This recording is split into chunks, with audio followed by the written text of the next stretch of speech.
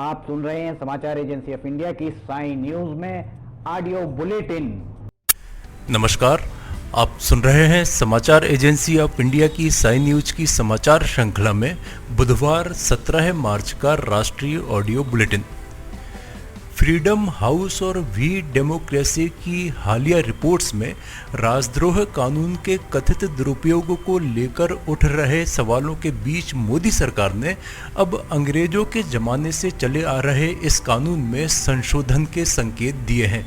गृह राज्य मंत्री जी किशन रेड्डी ने बुधवार को राज्यसभा में कहा कि सरकार ने राजद्रोह सहित आपराधिक कानून सुधारों के लिए एक समिति बनाई है और तमाम पक्षों से इस बारे में सुझाव मांगे गए हैं। गृह राज्य मंत्री रेड्डी राज्यसभा में प्रश्नकाल के दौरान पूरक सवालों का जवाब दे रहे थे। उन्होंने कहा कि 2019 में राजद्रोह कानून आईपीसी की धारा 124A के तहत 96 गिरफ्तारियां की गईं और 2 व्यक्तियों को दोषी ठहराया गया। गृह राज्य मंत्री ने कहा कि मुख्यमंत्रियों और केंद्र शासित प्रदेशों के उपराज्यपालों के अलावा गैर सरकारी संगठनों और अन्य संगठनों से सुझाव मांगे गए हैं। सरकार सुझाव मिलने के बाद राजद्रोह कानून में संशोधन पर विचार करेगी। उन्होंने कहा कि यह कानून नया नहीं बल्कि पुराना है और इससे पहले कांग्रेस शासनकाल में 1948, 1950, 1951 और 1955 में संशोधन किया गया था। प्रधानमंत्री नरेंद्र मोदी ने देश के कुछ हिस्सों में कोविड-19 के बढ़ते मामलों पर बुधवार को चिंता व्यक्त की और इसे फिर से फैलने से रोकने के लिए तीव्र और निर्णायक कदम उठाने का आह्वान किया।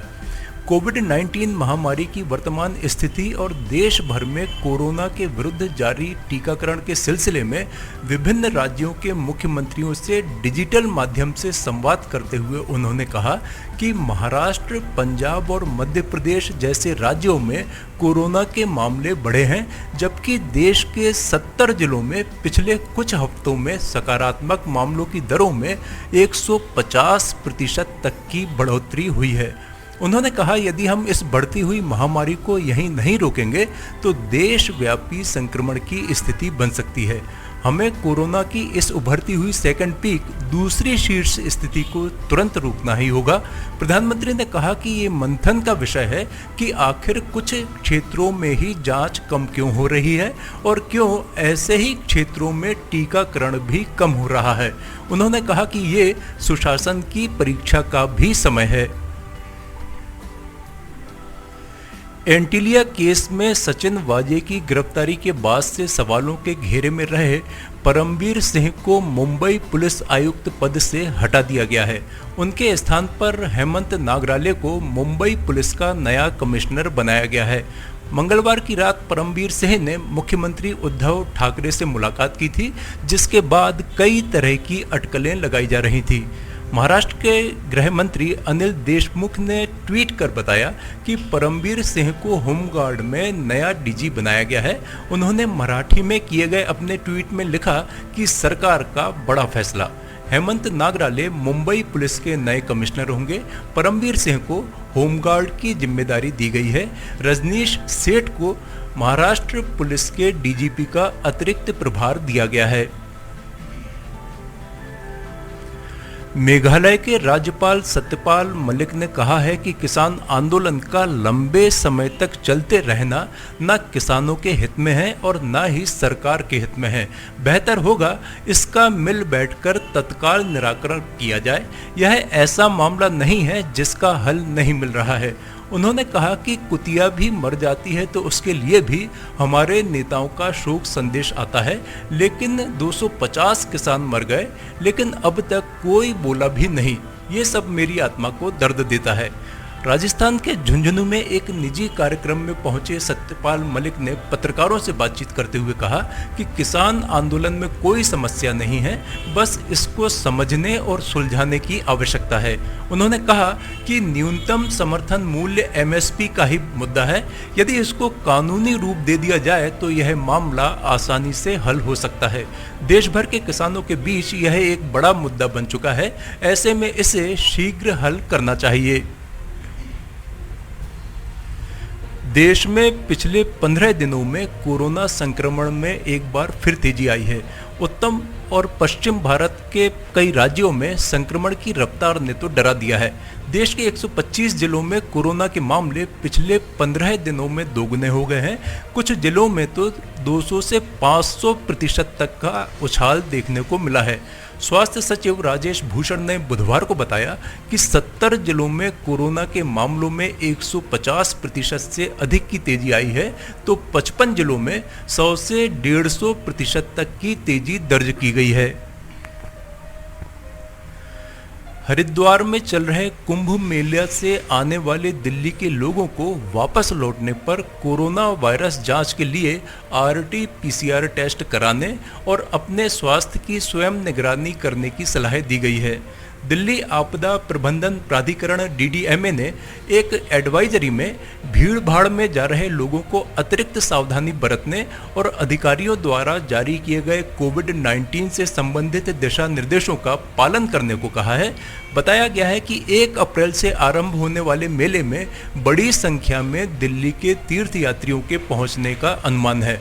एडवाइजरी के अनुसार उत्तराखंड सरकार ने कोविड-19 महामारी के मद्देनजर श्रद्धालुओं से हरिद्वार में कुंभ मेले की यात्रा के दौरान अतिरिक्त सावधानी बरतने की अपील की है। दिल्ली के श्रद्धालुओं को स्वास्थ्य और परिवार कल्याण मंत्रालय द्वारा कुंभ मेले के दौरान कोविड-19 महामारी के प्रबंधन के लिए जारी मानक संचालन प्रक्रिया SOP का सख्ती से पालन करने के साथ ही साथ उत्तराखंड सरकार द्वारा जारी किए गए सभी दिशा निर्देशों का भी पालन करने की सलाह दी गई है। स्वास्थ्य मंत्रालय की SOP में कहा गया है कि कुंभ में आने वाले सभी श्रद्धालुओं को सक्षम प्राधिकारी द्वारा जारी स्वास्थ्य प्रमाण पत्र लाना होगा, जो कुंभ मेला क्षेत्र में प्रवेश करने के लिए एक अनिवार्य आवश्यकता है। इसमें कहा गया है कि तीर्थ यात्रियों को अनिवार्य रूप से कोविड-19 नेगेटिव RT-PCR टेस्ट रिपोर्ट भी लानी होगी, जो कि मेले में प्रवेश के समय यात्रा की तारीख से 72 घंटे से अधिक पुरानी नहीं होनी चाहिए। समाचारों के बीच में हम आपको यह जानकारी भी दे दें कि मौसम के अपडेट जानने के लिए समाचार एजेंसी ऑफ इंडिया के चैनल पर प्रतिदिन अपलोड होने वाले वीडियो अवश्य देखें।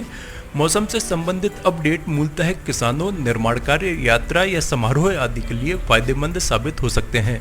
समाचार एजेंसी ऑफ इंडिया के द्वारा अब तक मौसम के जो पूर्वानुमान जारी किए गए हैं वे 95 से 99% तक सही साबित हुए हैं। बेंगलुरु से जयपुर आ रही इंडिगो की फ्लाइट में बुधवार सुबह एक महिला ने बच्ची को जन्म दिया। फ्लाइट में उपस्थित एक महिला डॉक्टर ने इंडिगो के क्रू मेंबर्स की सहायता से सफल प्रसव कराया। फिलहाल महिला और नवजात की स्थिति सुरक्षित और स्थिर है। एयरलाइन के मुताबिक इंडिगो की फ्लाइट संख्या 6E469 ने सुबह 5:45 बजे बेंगलुरु से उड़ान भरी थी।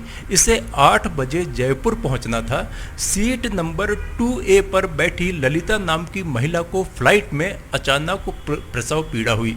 विमान के क्रू मेंबर्स ने डॉक्टर के लिए अनाउंस किया। इसी फ्लाइट में सीट नंबर 10C पर महिला डॉक्टर सुबहाना नजीर भी सफ़र कर रही थी। डॉक्टर नजीर ने तत्काल कमाल संभाल ली। इसी बीच क्रू मेंबर्स ने भी जयपुर एयरपोर्ट अथॉरिटी को इसकी जानकारी दी। एयरपोर्ट प्रशासन ने डॉक्टर और एम्बुलेंस की व्यवस्था की। इसके बाद महिला और बच्ची को EHCC अस्पताल भेजा गया। महिला की डिलीवरी कराने वाली डॉक्टर नजीर का एयरलाइंस ने सम्मान किया। एयरलाइंस की ओर से डॉक्टर नजीर को थैंक यू कार्ड दिया गया। साथ ही मां और नवजात बच्ची की तस्वीर भी शेयर की गई है।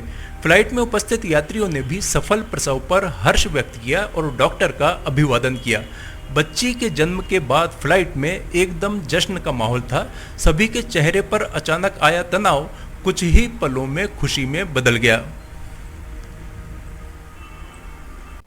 आइए अब हम आपको बताते हैं कि किस तरह आपको समाचार एजेंसी ऑफ इंडिया के यूट्यूब को सब्सक्राइब करना है। सबसे पहले आप ब्राउज़र खोलिए, ब्राउज़र में यूट्यूब टाइप कीजिए, या तो आपके पास अगर यूट्यूब का ऐप है तो यूट्यूब खोल लीजिए। यूट्यूब खोलने के बाद आप उसके सर्च बटन पर जाइए। सर्च बटन जो आपको ऊपर यहाँ पर दिख रहा होगा, इसमें आप ऊपर सर्च में जाइए, वहाँ LIMTY स्पेस दीजिए, KHARE ये टाइप कीजिए, लिमटी खरे। ये आपको लिमटी खरे खुला हुआ मिल जाएगा। लिमटी खरे अगर आप जैसे ही आपको ये मिलता है आप ये राइट हैंड साइड में देखिए सब्सक्राइब, लाल रंग का सब्सक्राइब बटन दिख रहा होगा। इस सब्सक्राइब बटन को अगर आप क्लिक करेंगे तो ये आपको सबसे पहले कहेगा कि आप जो भी आपका अकाउंट है उसमें आप अकाउंट से लॉगिन करिए। अगर आप पहले से लॉगिन हैं तो आपको ये सब करने की शायद ही ज़रूरत पड़े। ये देखिए आप लाइव लॉगिन हो जाएंगे, यहाँ किनारे में आपको यहाँ पे इसका यूट्यूब का बटन दिख जाएगा। अब ये सब्सक्राइब जो यहाँ पर लिखा हुआ है लाल रंग से, इसको आप जैसे ही क्लिक करेंगे तो सब्सक्राइब आ जाएगा। फिर इसके बाजू में जो ये एक घंटी बनी हुई, घंटी में ऊपर ऑल को क्लिक कर दीजिए। इस तरह से आप यूट्यूब चैनल को सब्सक्राइब कर लेते हैं। और उसके बाद अगर आप इस पर क्लिक करेंगे तो यहाँ क्लिक करने के बाद आप देखिए यहाँ वीडियोज़, प्लेलिस्ट सब कुछ आपके सामने मौजूद मिल जाएगी। इस तरह आप सब्सक्राइब कर सकते हैं।